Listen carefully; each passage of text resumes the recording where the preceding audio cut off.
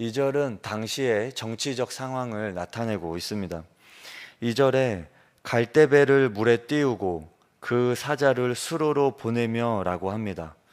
구수의 민첩한 사절들이 중요한 메시지를 들고 어딘가로 가는 것을 볼 수가 있습니다. 구스의 민첩한 사절들이 어디로 가는 것일까요? 아수르에게 위협을 당하고 있는 유다에게로 가는 것일까요?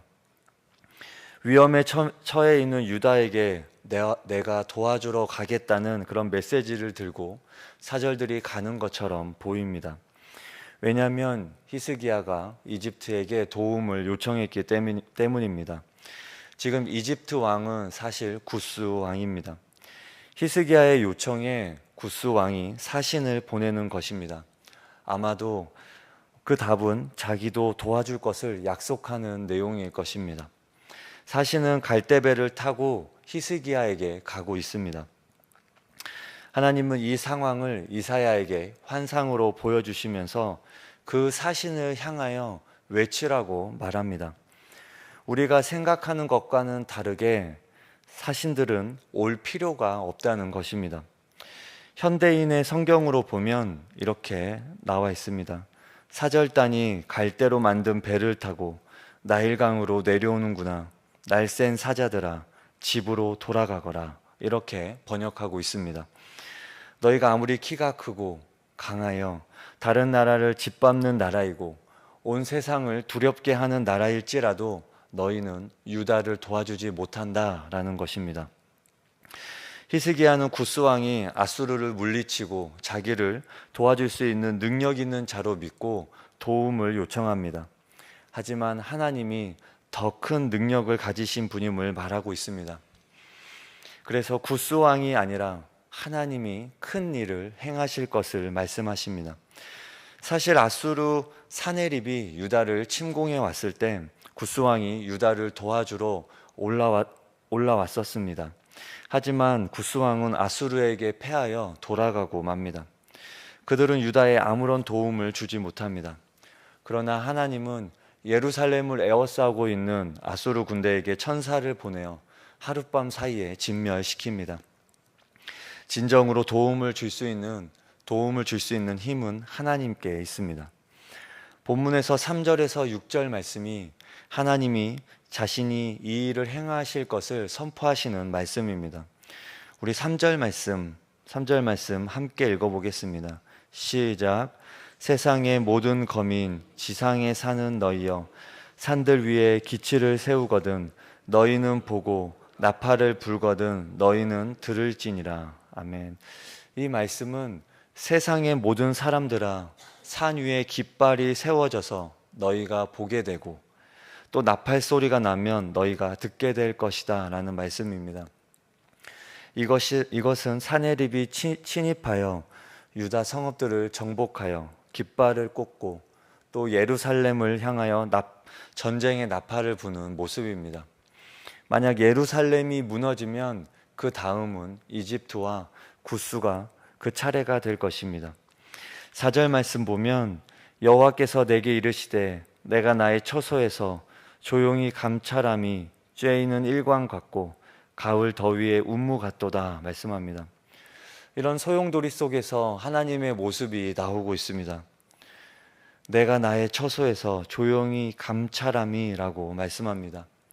유다 온 땅이 정복당하고 백성들의 아우성이 들려오는데도 불구하고 하나님은 너무나 태연하시고 조용하십니다. 마치 마지막 순간을 기다리시듯 하나님의 때를 기다리시는 모습입니다. 유다는 예루살렘을 지키기 위해 안간힘을 쓰고 있고 구스는 전쟁에 패배하여 사태의 심각성을 깨닫고 있습니다. 아수르는 예루살렘을 무너뜨리고 그리고 이집트를 향하여 진군할 계획을 세우고 있습니다. 그러나 이 마지막 순간에 하나님께서 드디어 일어나셔서 하나님의 일을 행하십니다. 우리 5절 말씀 함께 읽어보겠습니다. 시작.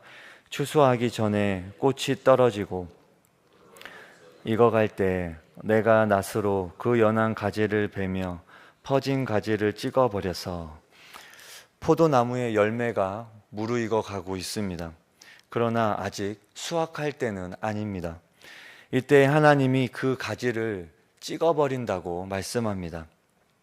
조금만 있으면 아수르는 예루살렘을 완전히 정복할 것입니다. 그리고 사네립의 그 꿈이 이루어질 찰나입니다. 그때 하나님이 낯으로 그 연한 가지를 베며 퍼진 가지를 찍어 버리시듯 사네립의 군대를 찍어 버리실 것입니다. 하나님은 천사를 통해 하룻밤 사이에 사네립의 군대 18만 5천 명을 죽이십니다. 사네립은 겨우 남은 군사를 데리고 고국으로 돌아가지만 반란에 의해 죽임을 당하고 맙니다. 사네립은 수확 직전에 포도 열매를 따지 못하고 꺾이고 만 것입니다. 6절 말씀에 산의 독수리들과 땅의 들짐승들에게 던져주리니 산의 독수리들이 그것으로 여름을 지내며 땅의 들짐승들이 다 그것으로 겨울을 지내리라 하셨습니다. 들짐승이 여름을 지내며 겨울을 지낼 만큼 먹잇감이 많음을 이야기합니다. 수십만의 아수르 군인들이 시체가 되어서 들짐승들의 먹잇감이 된 것입니다. 여기까지가 하나님이 구스 사람들에게 들려준 메시지입니다. 하나님이 알아서 일을 처리할 테니 사신들은 돌아가라는 것입니다. 7절은 결론입니다. 우리 7절 말씀 함께 읽어보겠습니다. 시작. 그때 강들이 흘러 나누인 나라에 장대하고 준수한 백성 곧 시초부터 두려움이 되며 대적을 밟는 백성이 만군의 여호와께 드릴 예물을 가지고 만군의 여호와의 이름을 두신 곳 시온산에 이르리라. 아멘. 구스 백성들이 만군의 여호와께 드릴 예물을 가지고 만군의 여호와의 이름을 두신 곳 시온산에 이르게 된다, 이렇게 말씀합니다. 이 구절은 히스기야 시대 때도 일부 적용할 수 있겠지만 좀 더 미래적인 사건으로 보면 좋겠습니다. 시간이 흘러 구스에도 기독교가 뿌리를 내립니다. 신약에 이르러 에디오피아 내시가 성전에서 예배하고 돌아오는 길에 빌립으로부터 세례를 받는 장면이 나옵니다. 에디오피아에 기독교가 전파되는 것입니다. 결론적으로 구스의 예언에서도 초점은 남유다에 맞춰져 있습니다.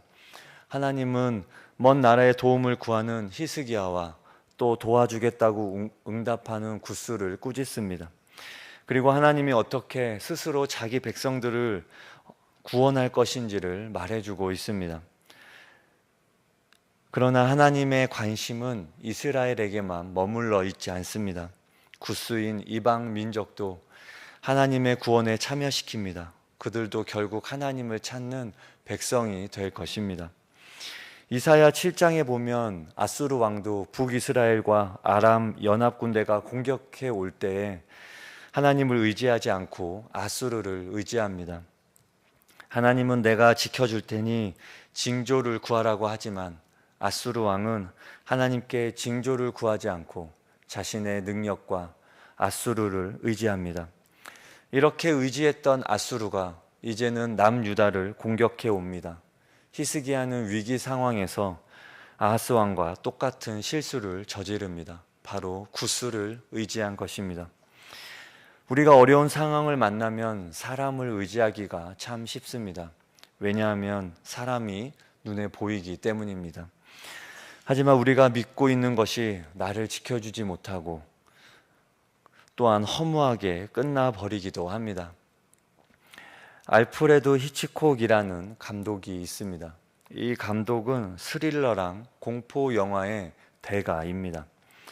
그가 80년대 TV 시리즈로 만든 드라마 내용 중에 하나입니다. 거대한 조직에 두목이 있었습니다. 대부분의 두목은 남자이지만 여기서는 여자가 그 두목입니다. 이 여자 주인공이 자신을 배신한 그 부하를 잔인하게 살해하고 결국 감옥에 갇히게 됩니다. 그런데 그녀는 감옥에 갇힌 첫날부터 탈옥을 계획합니다. 그러나 그곳은 아주 철저한 감시가 있고 그리고 견고하게 지어진 건물이기 때문에 탈옥하는 것이 쉽지가 않습니다. 그녀는 골똘히 생각하다가 감옥과 밖을 자유로이 드나들 수 있는 한 사람을 발견하게 됩니다.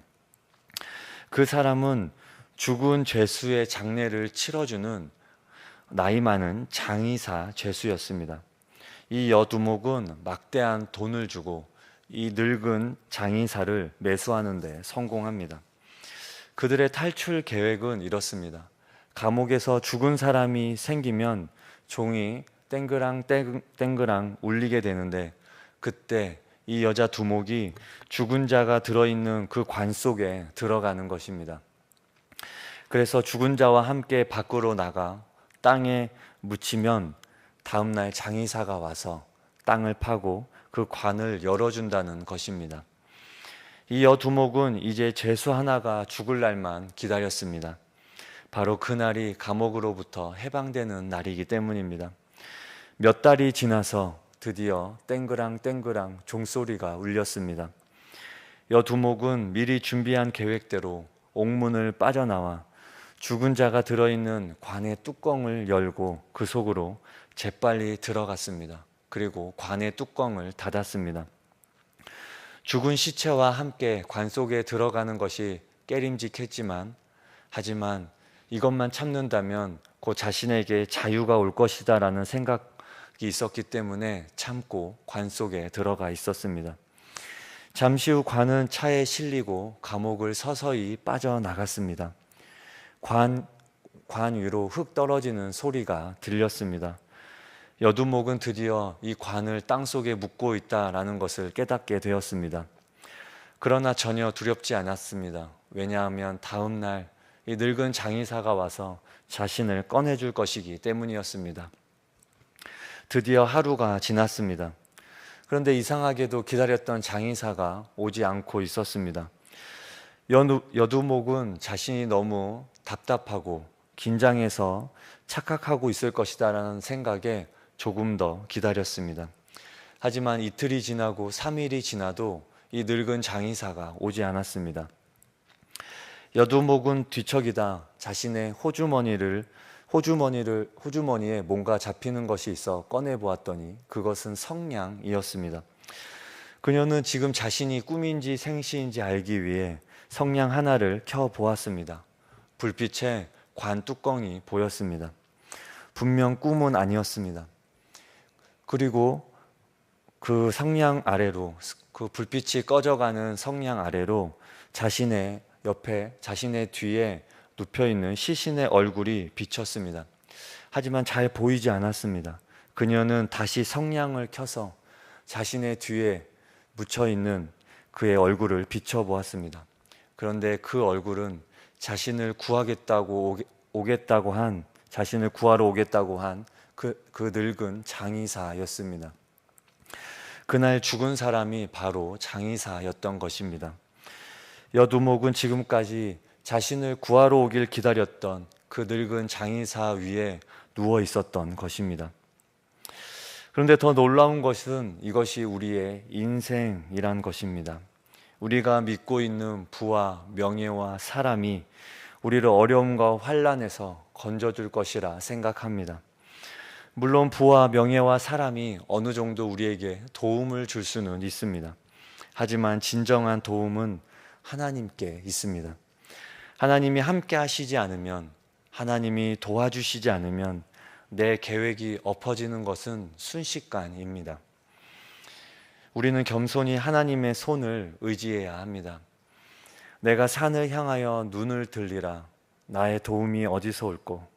나의 도움이 천지를 지으신 여호와에게서로다. 우리 삶의 진정한 도움은 하나님에게서 온다는 것을 기억해야 합니다. 그래서 우리가 하나님을 의지하며 또한 하루하루 믿음으로 살아가야 하겠습니다. 오늘 하루도 믿음으로 살아가는 저와 여러분 되시기 바랍니다.